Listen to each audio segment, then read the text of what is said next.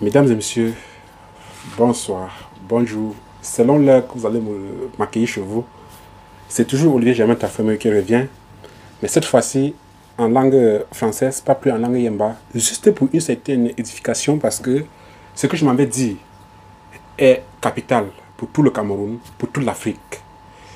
Alors, si je le dis en langue yemba, ça serait un peu quelque chose de particulier. Je crois que d'aucuns sont en train de confondre les cultures.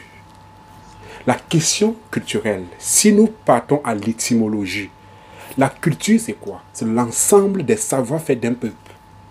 Alors, ce que nous voyons aujourd'hui ou ce que nous vivons aujourd'hui, je suis dans les questions de religion. La religion est une façon de faire d'un peuple. Et cette façon de faire permet à ce peuple d'embrasser Dieu, d'atteindre Dieu. D'aucuns sont en train de confondre notre culture avec la culture des autres. Je m'explique.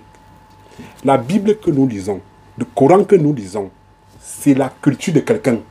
C'est la culture d'un peuple. Et je crois que ce peuple a un cadastre bien circonscrit. Alors, nous, Africains, nous avons notre culture à nous. J'ai cru avoir entendu dans un audio où, je ne sais pas si c'est un pasteur, ou c'est un prêtre, ou c'est un catéchiste, qui disait le Koungan, chez nous, n'a pas de valeur.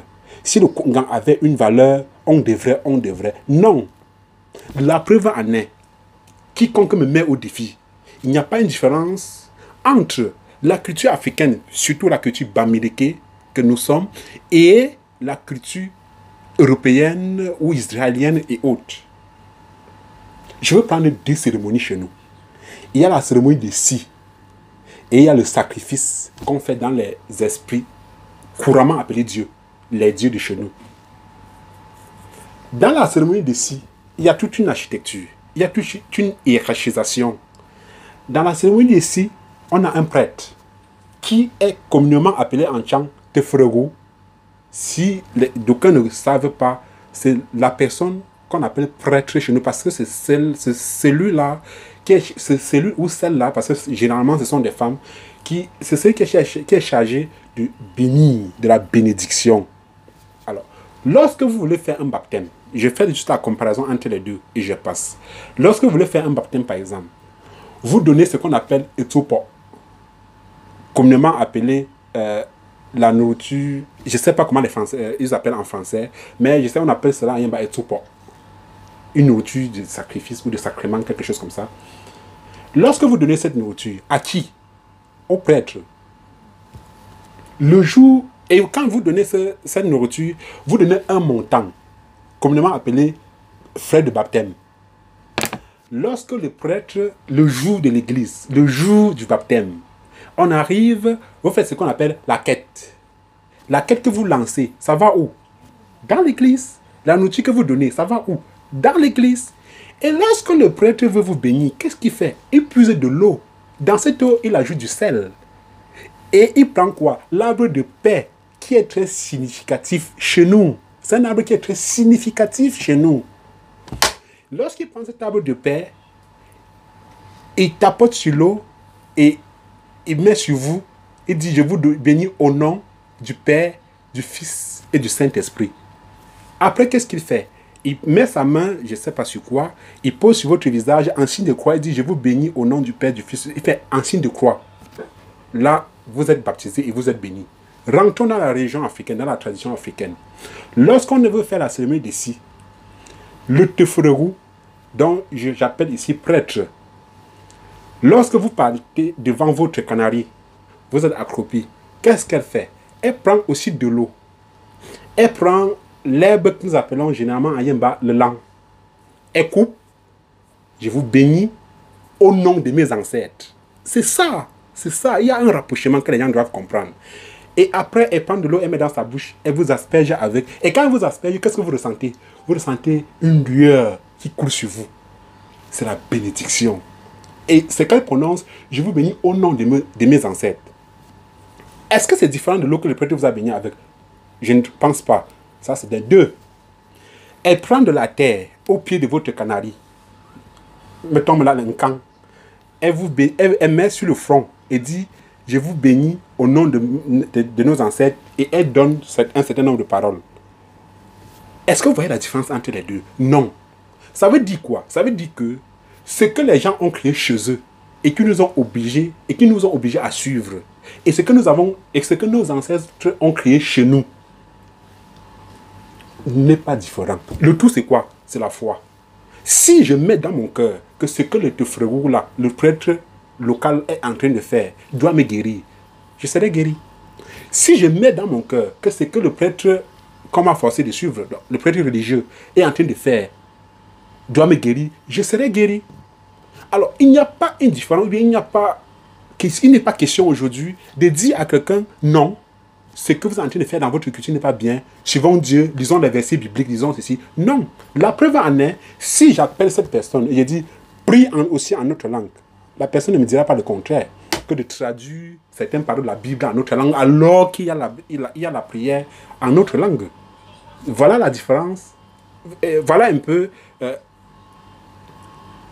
comment je peux appeler, voilà un peu comment nous tournons le dos à notre culture. Or, ce qui n'est pas normal.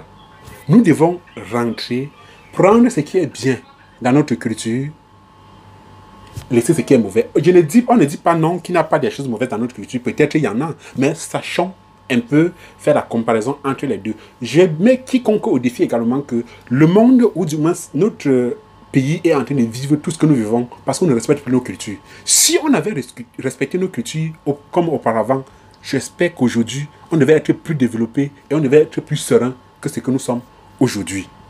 Je prends maintenant le deuxième sacrifice, qui est le sacrifice de fête chez le Ndem. Ndemdu, ou bien Fortia, Fortita, Formanga, Forza, ainsi de suite. Lorsque le Temoua, le prêtre initié, pour servir ces dieux aux esprits, pour servir cette nourriture que tu viens donner aux esprits. Lorsqu'il arrive, qu'est-ce qu'il fait? Il prend la terre qui est là, il met sur ton front. Vous voyez que jusque-là, il y a toujours quelque chose qui revient, le même chose qui revient sur le front.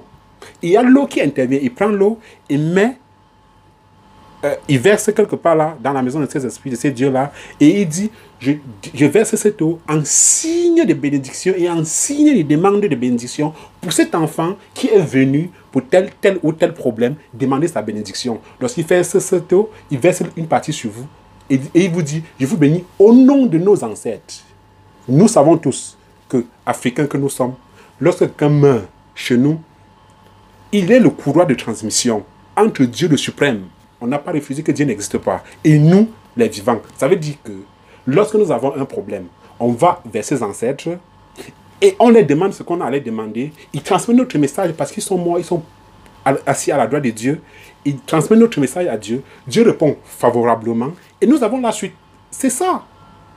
C'est pour ça que lorsque vous arrivez chez le Bamileke, dans le département de la Memouna, c'est d'où je suis, lorsque quelqu'un meurt, 5 ans après, on retire son crâne. Pourquoi on n'a pas retiré le pied? La question reste posée. Pourquoi on n'a pas retiré l'os de la main? La question reste posée. Pourquoi on n'a pas retiré les os du ventre? Ou bien les os du dos? La question reste posée. On a retiré la tête. On retire la tête, le crâne. Pourquoi? Parce qu'on parle avec la bouche. La bouche est collée sur le crâne.